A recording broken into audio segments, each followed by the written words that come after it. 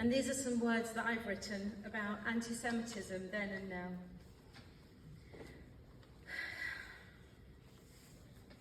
The horrors perpetuated on the Jewish people during the Nazi Holocaust were unparalleled in modern times. The depths of sadism, depravity and brutality were without compare. The Nazis destroyed half of our people because they could. A few righteous people helped us, despite it bringing great danger to them and their families. Most people watched afraid from the sidelines, and others were very happy to finally be rid of their Jews.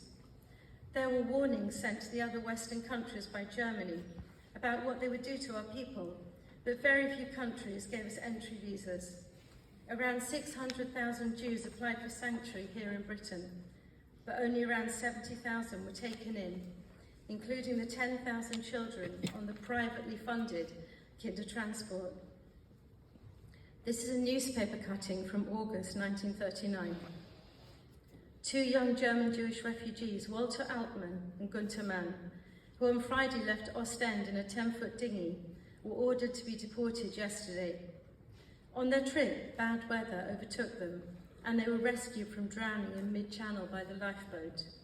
Both said that they would rather have been drowned at sea, or would prefer any kind of death to being sent back to Germany. When officially informed yesterday that they were about to be taken to Dover under escort and sent back to Ostend by the 1 o'clock boat, they both burst into tears. The British government knew about the mass murder of Jews at an early stage of the genocide. They were asked to bomb the railway lines, taking people to inevitable death at Auschwitz. I have seen the aerial photos on display at Auschwitz, taken by Allied forces of those railway lines. Nearly every Jew in the UK today has been touched by the Holocaust. It's not something remote for us. It's something we all grew up with. My grandfather was a German Holocaust survivor from Leipzig. He played football with the police, and they helped him to get an exit visa to England.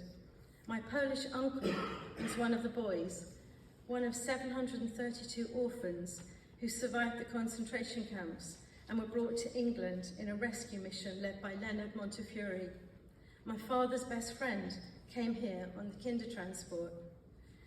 We were Jewish English children surrounded by survivors from the Holocaust and the pogroms in Eastern Europe, all of us suffering from epigenetic stress. It was a way of life.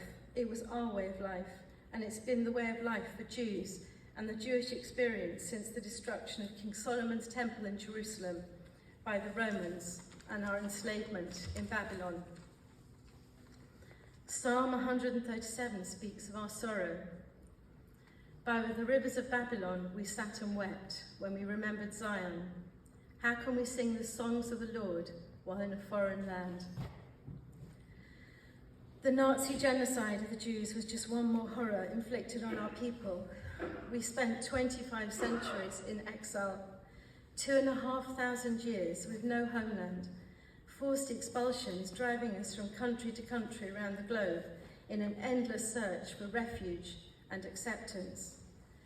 The archetypal Jew is perceived as the highest of the high, the controller of the media and the banking system, a hook-nosed, shadowy figure pulling the strings behind the scenes, and at the same time the lowest of the low, a disease-carrying vermin, a scapegoat, a lascivious killer of Christs and babies.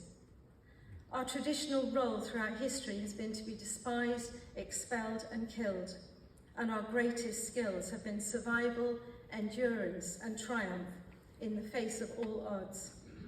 And now it's time for a new paradigm, a celebration of our valuable contribution to society.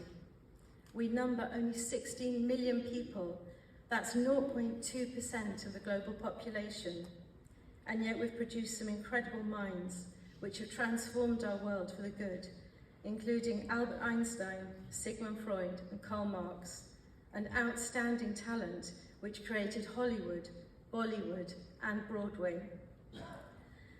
To use the words of Martin Luther King, I have a dream. I have a dream where the Jewish people can stand tall and feel proud of their ethnicity. I have a dream where our people are loved and accepted and not just tolerated. I have a dream where Israel is recognised as our ancestral home, and we can live there in peace and safety alongside our Semitic brothers and sisters. I have a dream where Jewish culture is honoured and respected. I have a dream of finally feeling safe to be a Jew. Will you join with me in making this dream a reality? Bravo!